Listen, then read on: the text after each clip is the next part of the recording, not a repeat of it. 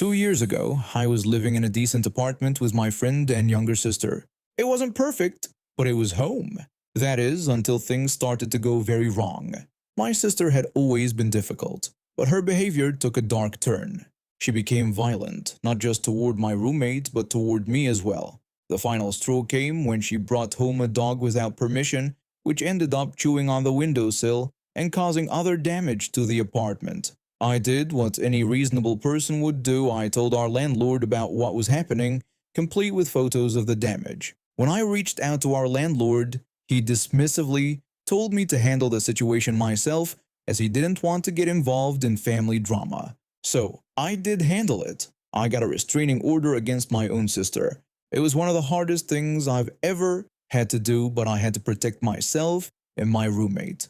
After all this drama, my roommate started wondering if we were still legally responsible for my sister's portion of the rent. My roommate questioned whether we really had to pay my sister's part of the rent, saying it didn't seem right to her. I explained to my roommate that unfortunately we were still responsible because we had all signed the lease together. My roommate wasn't convinced and wanted her uncle, who knew something about tenant law, to look at our lease. She asked the landlord for a copy.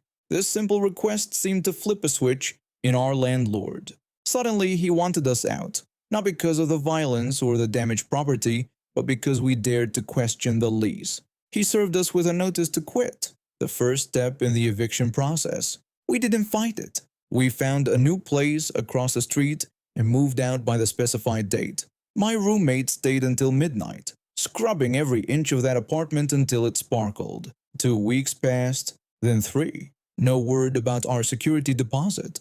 In our state, landlords are legally required to either return the deposit or provide an itemized list of deductions within 2 weeks. If they don't, they forfeit the right to keep any of it. If they willfully withhold it, they owe double. I knew our landlord was aware of this deadline because he had mentioned going on vacation right after we moved out.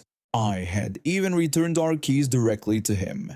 After consulting with a tenants' rights group, I sent him a formal letter on day 16, citing the relevant laws and providing our new address. The very next day, I spotted him across the street, rushing into our old apartment, clearly his first visit since we'd left. Then came the text. The landlord messaged that he would return what remained of our deposit if he could get the apartment rented by the following month. I texted back explaining that, as stated in my letter, he had legally forfeited the right to keep any portion of the deposit by missing the 2-week deadline.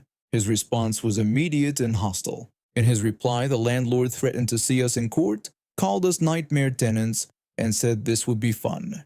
He also threatened to sue us for costs related to relisting and renting the apartment, claiming these expenses exceeded our deposit amount.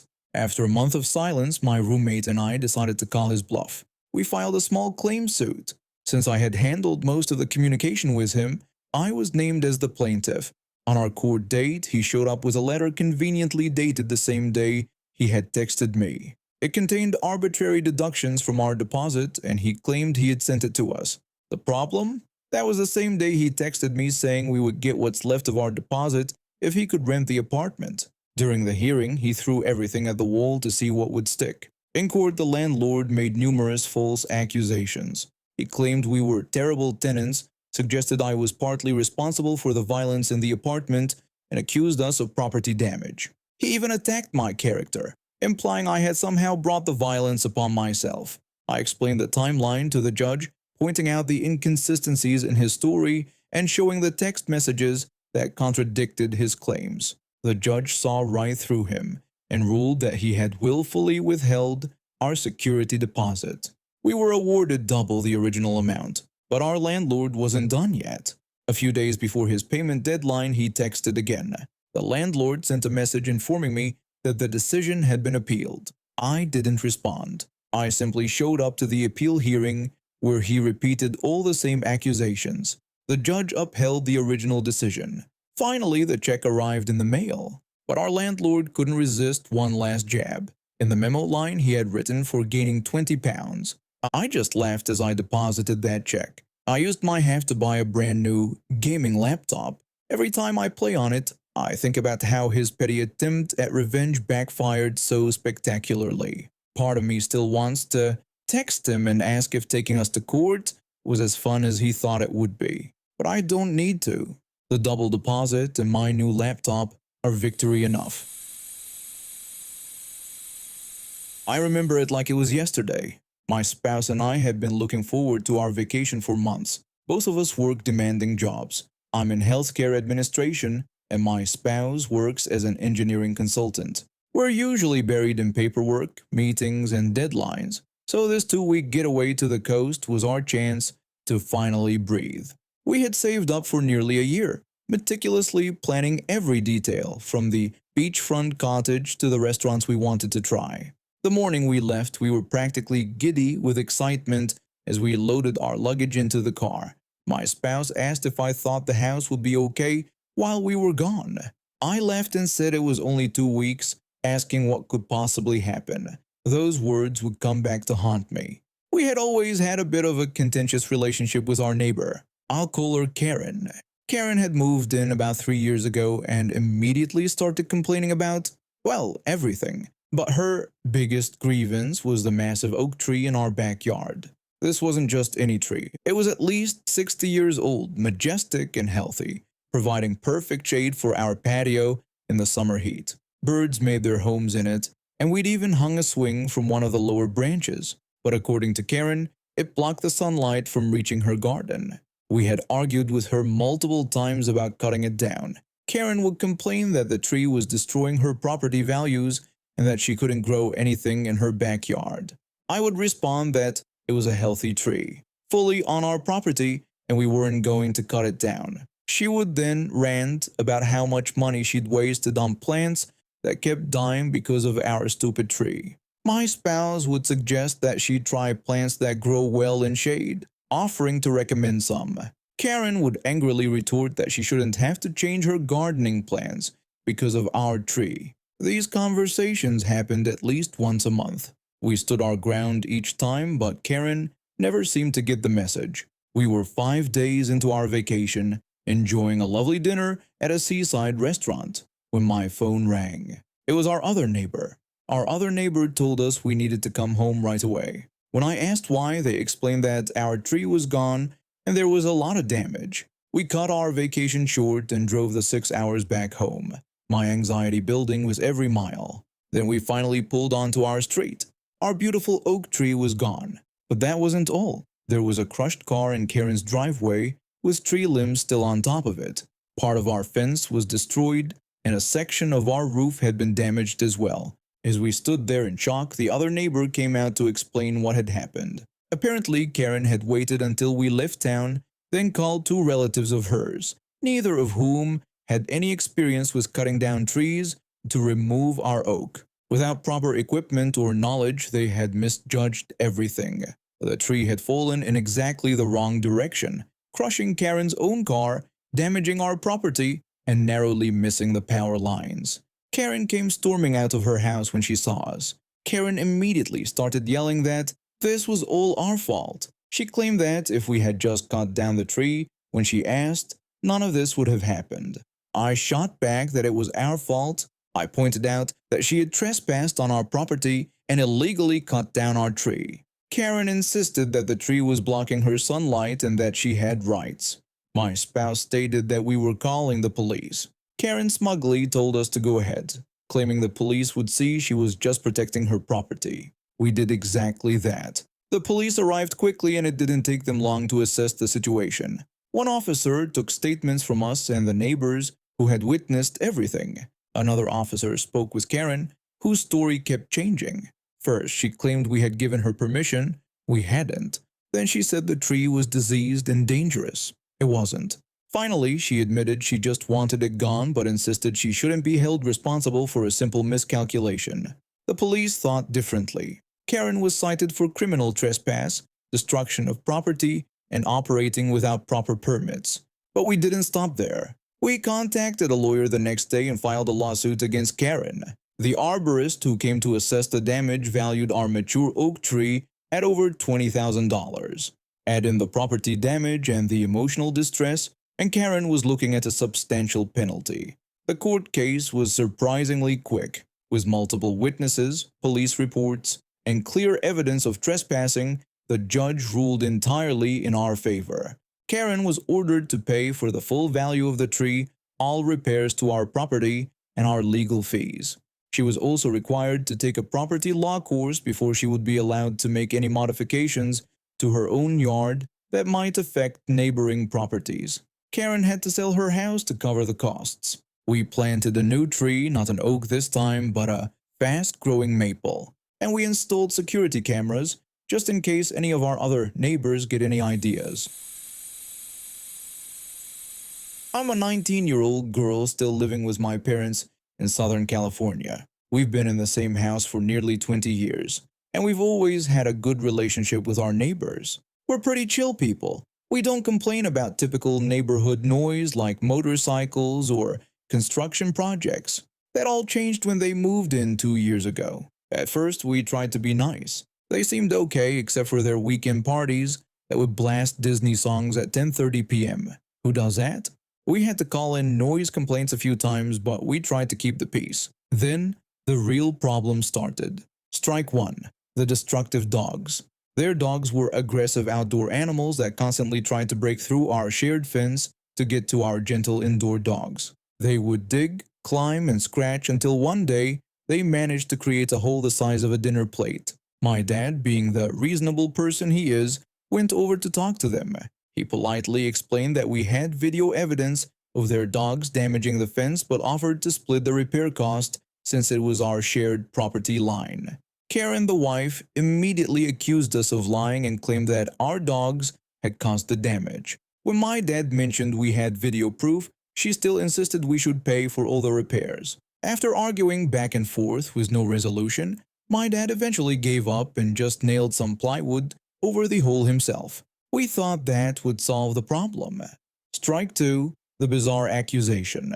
A few days after our third noise complaint about their parties, Karen approached my mom in our driveway with a strange accusation.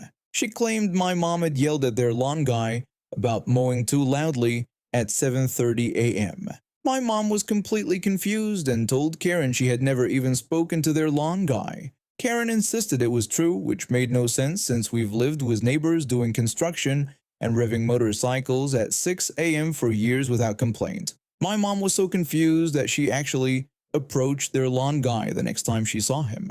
She asked if she had ever spoken to him about noise, and he confirmed she never had. Karen burst out of her house when she saw this conversation happening. She demanded to know why my mom was talking to their lawn guy, and my mom simply called her a lying witch. That was that. We were now convinced Karen was completely unhinged. Strike three, the parking wars. Then they started a new game, hogging all the street parking in front of our houses. For context, we have 3 cars, 2 in our driveway and 1 parked on the street in front of our house.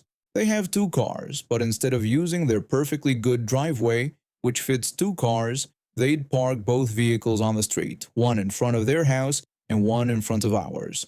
This forced us to park our 3rd car further down the street. My parents got petty too. They'd move our car back into our spot the moment the neighbors left.